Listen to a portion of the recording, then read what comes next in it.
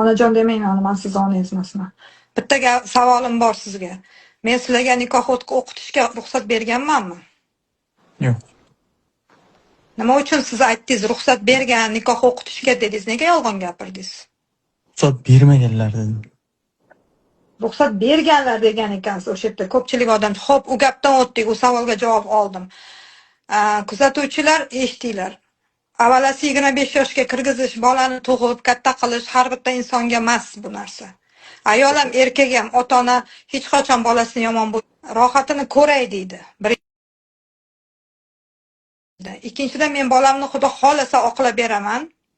Agar Sherzod siz aybdor bo'lmasangiz, nega yuzingizni yashiryapsiz? Men xudo xolasa oqlab beraman. Men bu daftarni hozir ichini ochmay qo'yavering deb meni Avazbek aytdilar. O'shaning uchun men hurmat yuzasidan Avazbekni juda qattiq hurmat qilganim uchun ochmayman. Hozircha. Lekin qizimni kecha men to'g'ri, men Avazbekka aytuvdim. Hamma aytgan qiziqqan savol. Men iltimos meni bolamni olib kelib beringlar deb aytganman o'sha payt shok ahvolda, lekin men qizim kecha uyga kelgandan keyin, ko'rganimdan keyin bu narsani men doskонально sizlarga hozir ayta olmayman, chunki biz prokuraturaga beramiz, xudo xolasa Toshkentga hamma narsani yig'ib beramiz. Qaytadan agar ekspertiza qilinadi desa, men qizimning qabrini ochirishga ruxsat beraman. Qaytadan qildiramiz. Bu yerda Avazbekni, Setorani, Faridaxonni, yana bir ko'p ayol qizlar o'shetlik, yana ko'p erkaklar ham chiqdi menga yordam beramiz deb hammalariga minnatdorchilik bildiraman. Bu yerda ularning hech qanaqa aybi yo'q, bu yerda ularga hech qanaqa ortiqcha gap gapirmanglar. Endi bu nima demoqchiman? Hozir biz shok ahvolda, bular ham menga doskонально aytmagandi, men ham mana kelishib oldik. Akasi 20 kunda ekspertiza polniy javoblar chiqar ekan, telefondagi narsalar chiqar ekan, hamma narsalarning javobi, kameralarniki chiqar ekan, asta-sekinlik bilan mana bir oyning ichida. Endi faqat men sabr qilishim kerak ekan. Endi qiyin bo'lsa ham sabr qilaman bu narsaga. Men sabr qilib shu narsani kutaman, lekin buni orasida men tengma-teng, yaxshilab eshitib olinglar, hadeb savol bermanglar. Tengma-teng men buni orqasidan Sherzod bilan Sirojiddinning ustidan ish olib boraman prokuraturaga. Faqat osganlik bo'yicha emas, yana osgan bo'yicha beryapti prokuraturaga demanglar.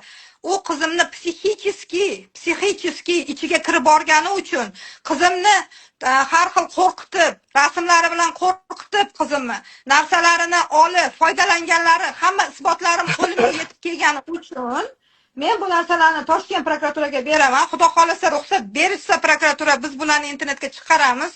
Hozircha chiqarmaymiz bu narsalarni. Menga telefon qilib so'ramay turinglar bu narsalarni, vaqti soat keladi. Agar ruxsat etsa biz chiqaramiz, oqlansa o'sha oqlashga harakat qilamiz. Agar ekspertiza ham qilinadi, bo'ladi bu narsa desa qilinadi. Endi ekspertizada menga ko'proq ekspertizada nima deyilyapti degan savollaringga javob.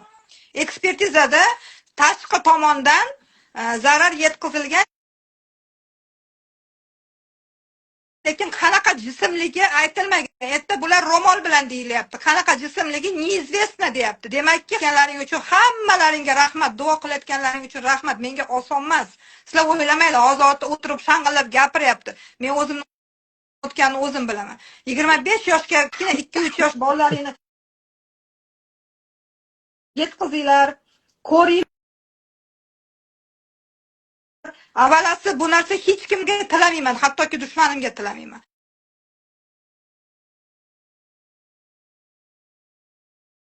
Hech kim bolasini taqdirini yozib qo'ymagan hech qayerga.